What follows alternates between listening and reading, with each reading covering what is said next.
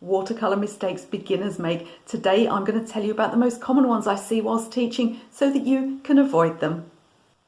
Welcome back to my channel. If you are new here, my name is Michelle, and on this channel you'll find all things watercolor and a little bit of mixed media too. Please do consider subscribing. If you click the bell icon, you can get notified every time I have a new video for you. I make one free video a week here on YouTube on a Thursday with extra content on Saturdays for my Patreon subscribers. Now, although in the last couple of years I have been increasing the amount that I've been teaching online, I have a background of teaching real life classes. In fact, I should be teaching today because it's a Friday. I normally have 2 classes on a Friday that I teach locally. Now, I can't teach those classes today because of the COVID situation and because we have just entered another lockdown period here in the UK. So my online teaching has become very important. But I do have a background of teaching real students. In fact, I've been teaching for nearly 20 years in all sorts of venues, both here and abroad. And I have come to notice that the same mistakes are made again and again. And I think that this is something that's common to all disciplines. You know, whether you're teaching something like driving or Spanish, perhaps you have something that you teach yourself, even if it's just something that you show to friends. I'm sure you find that they make the same mistakes again and again. It's quite predictable now. I've taught hundreds of students. In fact, I'm going to qualify that. I've taught thousands of students, and I do see some of the same things cropping up time and time again. Now, if you've just started painting and perhaps you've only worked on your own, you might think that the areas that you're having trouble with, the things that you're really struggling with, are quite unique. But although we are all unique and we do all make our own unique mistakes, there are certain mistakes that I see time and time again. And I want to go through those mistakes with you today so that you yourself can avoid making them. These are things that I see almost every time beginners come into my art classes. So let's go through them, and I can teach you not only what they are, but how to avoid making them. So the first mistake I see people make, and you can spot this one before they even sit down in my art class and before they even start painting, and that is just to have materials that are terrible quality. So I am not a person that advocates for having, absolute top of the range when you start. I think it's a waste of money. You're going to make a lot of mistakes if you're a complete beginner. And, if you've got the money, buy the best of everything. It's only going to help you. But if you haven't, if you're on a little bit of a budget, then you want to go for that sort of mid-range. And to hear people talk on Facebook groups, you would think that you could never paint a picture, you could never have any success at all if you didn't use, Archie's watercolor paper and Daniel Smith paints and this really expensive stuff, and it's simply not true. If it helps you at all, I don't use Archie's watercolor paper, and I've sold work all over the world. But there is a minimum quality that you need, and I would say that this is students' quality. So with most of the large brands of art manufacturers, this is not true for certain brands. I'm not sure about Sennelier, but I know Daniel Smith only have an artist range. But most other brands have a artist and a student's quality range, and you need at least that branded student's quality, and you'll get on quite well. It'll be quite good enough for starting to paint. However, if you've just got stuff that somebody bought you at Christmas, maybe came from a stationer's or a drugstore, maybe it's unbranded, perhaps it's just got a load of foreign writing, you don't even know what it is, you don't know what's in it. Sometimes I look at this stuff and my heart just falls. Now, if you're not sure about your art materials, if you're not sure they're good or bad, the easiest way to find out is just to ask other people. So if you have an art tutor, you can ask them. I have a Facebook group. You can join my Facebook group. You can come and ask people there. There are lots of watercolor groups all over the internet, and you can join in and you can just put a picture of your materials up and ask for opinions. However, as I said, do watch out for those people that tell you that you must have the best of everything, because I don't believe it's true. But it really is important that you have a certain standard, that you have that student's quality paint and paper and brushes, because if the materials that you have chosen are so bad and such poor quality that they are going to literally impair your progress, then you do need to upgrade a little bit. So do find out if you're using proper quality materials, because if you've got terrible paint and terrible paper, then you may get terrible results.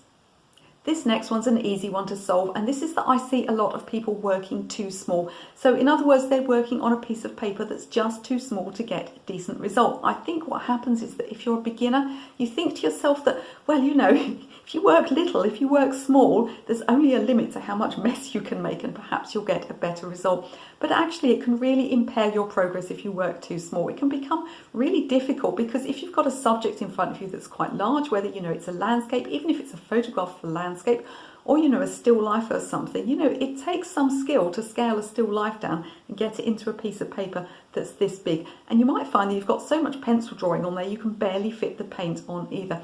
So I would say there's a minimum size that you want to work in as well. Now, what would that minimum size be? I would say at least A4. Now, this is a European measurement. If you don't know what A4 is, I'm talking about close to American standard letter size. So that should be your minimum size of paper that you work on. And I personally would start with double that size. So I'd start with something like A3. Or if you're working in traditional watercolor sizes, that would be quarter imperial. Quarter imperial is a great size to start with.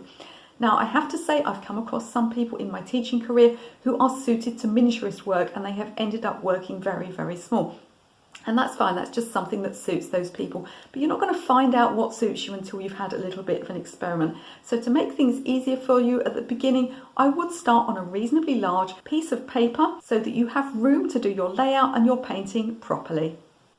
So mistake number 3 that I see people make is a mindset mistake, and this is to go into a painting with a low expectation for it. Now, we all know that low expectations affect results, and you can see this most of all in the sports world. You know, no boxer ever went into the ring saying to themselves, oh, I think I'm going to get punched, I think I'm going to get hurt, I don't think I'm going to win. We all know that expectations affect results. But of course, when you start painting, you know, you're going to have a sort of a, you know, an influx of reality, and you're going to think to yourself, okay, I'm going to make a lot of mistakes. And this is true. You will make a lot of mistakes. You know, it is to be expected that when you get to the end, you know, you may not like every element of your painting. You may not like any element of your painting. In fact, you may have messed the whole thing up. But that doesn't mean that you should go into the painting itself with low expectations. And I mean this in very specific areas of your painting. So let's take, for example, a still life, a bowl of fruit. I want you to go in with the expectation of what you want to achieve for each area of that painting. Do you want the bowl to look shiny? I have an expectation that when I finish painting this bowl, it will look shiny.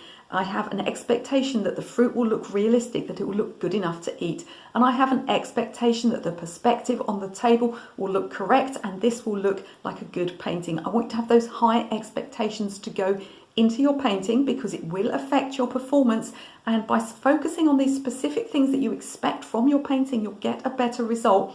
But do temper that with reality, and don't beat yourself up if you don't get that result. That doesn't mean that it's not a good idea to have high expectations for your painting at the beginning. It will affect the results that you get and the success that you have in learning to paint. So the next mistake is very easy to fix, and I see this time and time again when people come into classes with photographs and the photographs are very poor quality. Now, at my classes, I provide source material, I provide photographs for students to work from. But I also, if we're just doing a broad subject, I also allow them to bring their own photographs in, because they might have something that they specifically want to paint within the subject, whether that's landscapes or snow scenes or people, something like that. They might have a photograph they want to work from, so it's absolutely fine for them to bring that photograph in with them. But where I have a problem is when the photograph is either too small, or they're trying to do a colour painting from a black and white photograph, or the photograph is heavily pixelated, or sometimes, and this is absolutely my hugest bugbear, worst of all, is that they're trying to work from a photograph that they've got on a mobile phone or an iPad, and every 20 seconds the screensaver kicks in. It really, really is a bad idea. Now, with painting, it's important that you give yourself every chance of success. And a lot of the things that you can do to ensure success have nothing to do with artistic skill whatsoever, and this is one of them. So when you're painting from photographs, do make sure that the photograph is clear. I mean, of course, there are times when you might be painting a photograph from, pre-war or something like this, or a vintage image, and then you have to just work with what you've got. But generally speaking, do ensure that you have a good, clear, large photograph to work from. So again, we're talking about that European A4, that American letter size for printing your photographs. Don't be trying to work from something tiny and scrappy. And this goes as well for commissions. And, just because you're a beginner, don't think that your sister or someone is not going to ask you to paint their dog or to paint their daughter or something like this. So people are quite often asked to do these commissions, and they show me the source image they've got to work from, and it's absolutely terrible. You are just scuppering your chances of success right from the beginning. So do make sure you have a large, clear photo to work from. So mistake number 5 is an actual painting mistake, and I can tell you how to easily avoid it. So what happens quite often, and my students can be quite sneaky about this, they'll start doing this while I'm over the other side of the room, and then it's impossible for me to stop them. I come back and they've already started, and this is that they get halfway through their work and start to outline things with a pen. Now, why would they do this? It's quite simple. It's lack of tonal contrast. So what happens with a watercolor painting, particularly as you get halfway through, because it's traditional to work from light to dark, when you get halfway through a painting, you're likely to have not put those strong darks in yet and to find that everything just needs definition.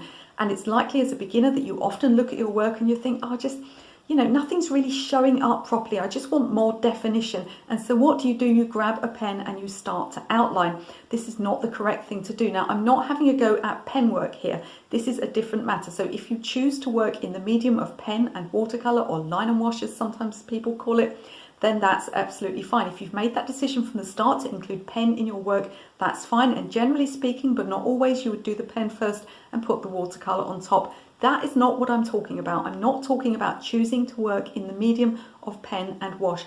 I'm talking about getting halfway through a painting that you had no intention of putting pen on and then grabbing the pen to rescue your painting. So it's a really bad habit. You want to try and get out of it. I'm going to put a graphic up on the screen that shows you what I mean. So I think what beginners fail to understand is that you can sometimes have two colours next to each other, and what you think is that because these two colours are very different, there must be a lot of definition between them. But the truth is, if those two colours have a similar tonal range, there's not going to be much definition between them. You're still going to feel that need to define the image. So if you look at the next bit of the graphic, you can see we've outlined with a black line. Well, of course that works, but it's not the answer to every piece of artwork, is it?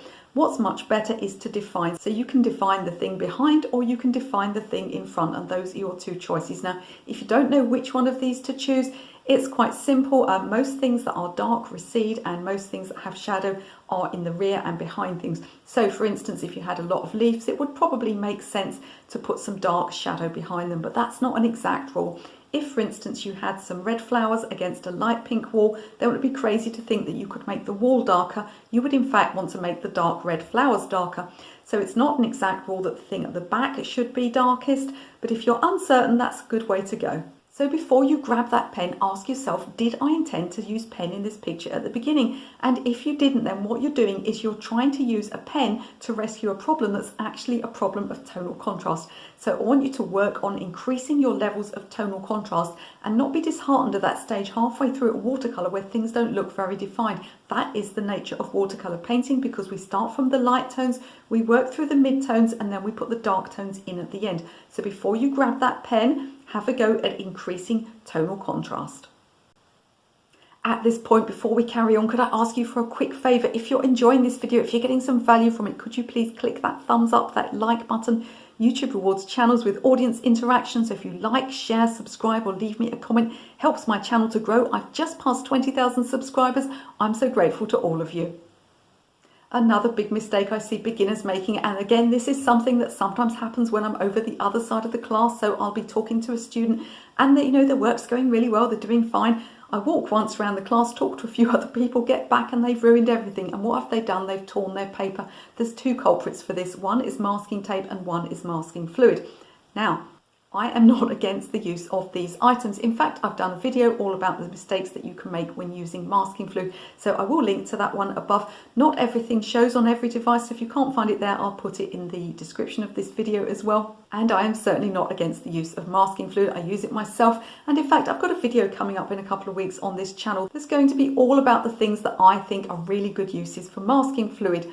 But you have to be careful with it. You have to show it some respect. The same goes with tape. There are all sorts of tapes and there are all sorts of papers. You can't be certain exactly what a tape or a masking fluid is going to do to your particular brand of paper until you've tried it out. It's often a case that you need to remove some of the sticky from the tape by pressing it on your clothes in order to reduce the tackiness and not tear your paper. So what I'm saying is, fine to use masking fluid, fine to use tape, but don't just grab these items and chuck loads of them on your paper, because it's likely to end in disaster. Always think, do you really need to put these things on your paper?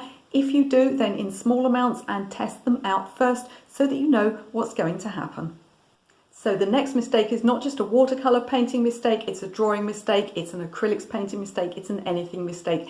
it's not properly planning your composition and layout of your artwork before you get started. So really tempting if you're a beginner just to start randomly anywhere on your paper and hope things work out. Drawing is a particular thing for this. So, you might be drawing a cat. Just start somewhere on the paper, just start drawing a cat face, and then you find the body's gone off one side, or, it doesn't look right. And particularly when it comes to painting, you want to make sure you've got that under drawing properly done first.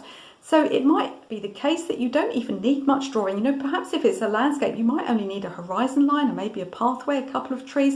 It might be very, very little drawing indeed. I'm not saying you have to do lots of drawing. It depends on the subject.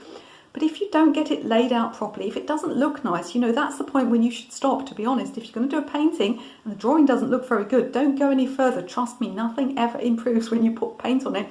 It only shows up your mistakes. So really take time to plan your composition and to plan your layout and make sure that everything is in place properly. Now, for those of you that have joined my Patreon, you will have been sent my 10 composition tips download. So do have a look at that as well. If you want to join my Patreon, I'll put the link on the screen and in the description. And even at the lowest level of my Patreon subscribers, you get that free downloadable, which gives you those 10 composition tips, 10 things that you should avoid when composing your artwork. But even if you don't have that, do make sure that you at least are happy with your layout and that things look pleasing on the paper before you start painting.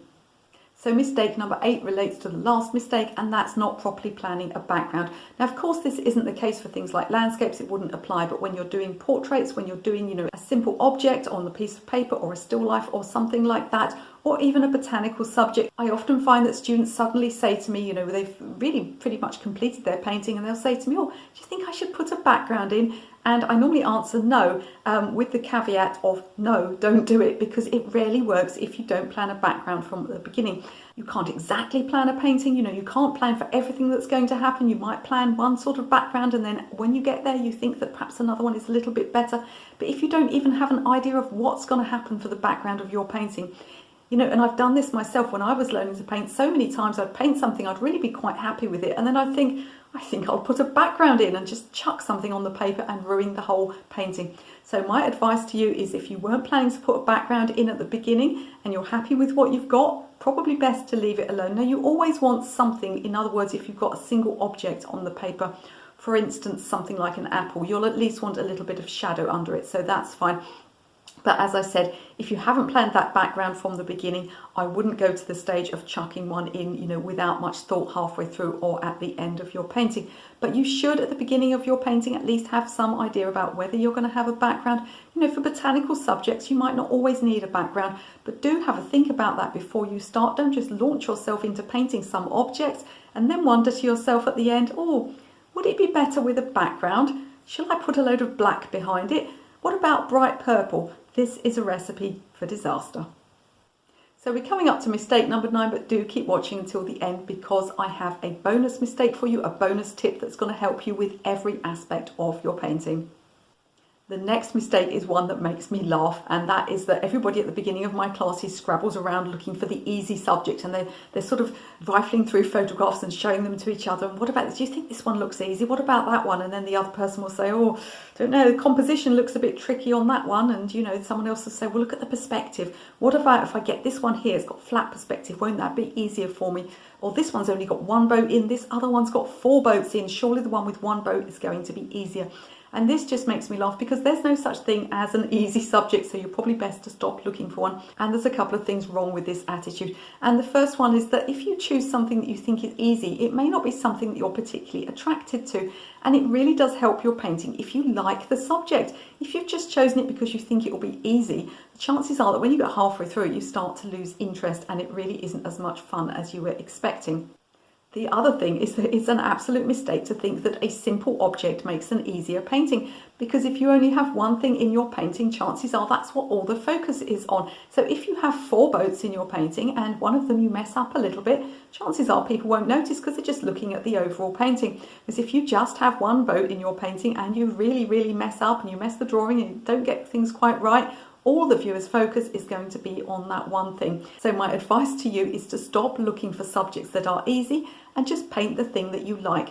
Now, that's not to say if you pick a subject and it's really, really complex, you can't just distill it down a little bit. So if you find a painting that you love and it's got 10 boats in, you think, oh goodness, I can't cope with that, cut it down, just do 3 or 4 boats. So you can adjust things. You know, that's the good thing about being an artist. You don't have to do an exact copy of what you see in front of you. So certainly simplify things if you need to, but stop looking for easy subjects. It won't help with your painting. So we're on to our last mistake, mistake number 10, but do keep watching for that bonus tip I've got for you at the end. It's one big mistake that everybody seems to make with watercolour painting. So mistake number 10 is just randomly chucking things on your paper, hoping that they work and not thinking about it and not trying them out first. So this is mainly with colours and with techniques. So again, you know, sometimes I walk away from students and then I come back a few minutes later and they've just done something crazy. You know, perhaps they said to the person next to them, well, I don't know how to get the sparkle on the water. And the person next to them says, oh, well, I've seen Michelle do that wax resist. You put some wax crayon, put some wax on it, it'll be fine. It'll work really well. And they say, well, what a great idea, I'd forgotten that. And they grab the wax, chuck it all over their paper. And then, of course, they can't get it off. They haven't applied it very well. And before you know it, there's another ruined painting. So what I want you to do when you have this idea and you suddenly think of this great technique that might work for your painting, whether I've shown you that technique or someone else has shown you that technique or you've just thought of it yourself, try it out first. Whenever I'm painting and whenever my students are painting, I put little scraps of paper out on all the tables. I always keep scraps of paper next to me. Now, because I stretch my paper onto board, I always have a little bit of paper that's cut off from the edge. So I've always got scraps of watercolour paper. But even if you don't work like that, you want to make sure that you've got some scrap paper. And it should preferably be the same paper that you're working on. Try out that technique, try out that colour. You know, if you think to yourself, I wonder if a really dark purple shadow would work under this tree. Paint it on a separate piece of paper, let it dry, see what colour it dries to, hold it next to the area you're going to put it on your painting and see if you like it. Really slow down and try these things out first. So it's good to be bold and it's good to try new techniques, but you have to be incredibly careful. So with watercolours, colour dries about 50% lighter. And so it's a good idea when you're looking at trying a new colour, particularly if you're not quite sure if that's going to work in your painting, mix up the colour you think you need, mix plenty of it up, try it out on a scrap of paper, let it dry for 5 minutes and then see how it looks. So what I'm saying is don't rush into it. Do try out colours and techniques before placing them on your paper, especially if they're sort of a large or dramatic element to your painting and you need that extra reassurance that it's going to be okay before you start putting it in your work. Now, if you are at the stage where you're still grappling with those beginner techniques and you really can't even do flat washes, graduated washes, you really feel that the paint is out of your control and you can't get it to do what you want and you get drying lines everywhere, I am building a brand new online course for you. Now, if you look on the screen, you'll see an address on Thinkific, which is the place where I host my courses, and you can find a link as well in the description of this video. You'll also find a link to it on my website. Now, if you're interested in that course, as I said, I haven't built it yet. I'm in the process of building it at the moment. So this is November of 2020. By the end of this month, that course will be up and there will be a discount for people that sign up early. So if you pop over to the Thinkific platform, what you can do is just make an account. It's completely free. So you just register, give them your email address. And what happens then is I'll add you to my mailing list and I will make a note that you are interested in courses. And so when that course is ready, I'll send you a discount code. You'll be able to log back on and watch the introduction to the video for the course for no money whatsoever and see if the course is suitable for you before you buy. So now I have a bonus tip for you, a mistake, if you will, that everybody makes, me included, and this is something that affects the whole of watercolour painting, and that is lack of patience. I'm talking particularly about letting areas dry before going on to other areas. You know what happens when you start to paint next to an area that's damp and it all bleeds across and you think, well, I should have let that area dry. So lack of patience is really, really difficult when it comes to watercolour painting because it's a medium that really rewards patience, but at the same time you need to paint quickly. So how do you kind of work these things out? So I'm not saying by patience that you should paint everything really slowly, because actually it's often best to do watercolour techniques very quickly indeed. But in order to maintain your own sanity, it's a good idea to be prepared for those things. So for instance, I might spend a quarter of an hour getting ready to paint a sky. I make sure that I've got clean water. I make sure that everything's ready, that I'm all planned, everything's ready to go. I've got the right paints, I can get the lids off them. I've squeezed out enough paint. I've got the right brushes that I need. And then I might only spend 30 or 40 seconds actually painting the sky. But that patience, that forward planning, that being calm, really helps my watercolor painting. The same applies when it comes to letting things dry. So quite often when I talk to students, you know, again, I walk around and I see that they've just suddenly let one area bleed into another. Quite often they're actually trying to persuade me that their work is dry. So I'll say to them, you know, let that bit dry before you paint the next bit. And they say, well, oh, but Michele, I think it is dry. Do you think it's dry? And they're sort of prodding this sort of bumpy paper and trying to persuade me and themselves that the work is actually dry and it'll be fine to paint next to it. If you're not certain, take a break. Do what the British do and default to a cup of tea. Go and have a cup of tea or beverage of your choice and let things dry. So watercolor painting really rewards patience, and I've seen so many people with the potential to be fantastic painters who are just completely scuppered because they are impatient with their work. So as always, I love hearing from you in the comments. Do let me know if you found any of this useful and if you make any of these mistakes yourself. Now, if you need more help with watercolor painting mistakes, and I'm not talking about the broad mistakes we've spoken about here today, I'm talking about specific little painting mistakes, you might be interested in the video I made that will show you how to correct 10 mistakes. And you can correct these mistakes even after your paint has dried. Watercolor is a lot more adjustable than people think. You can watch that video right now.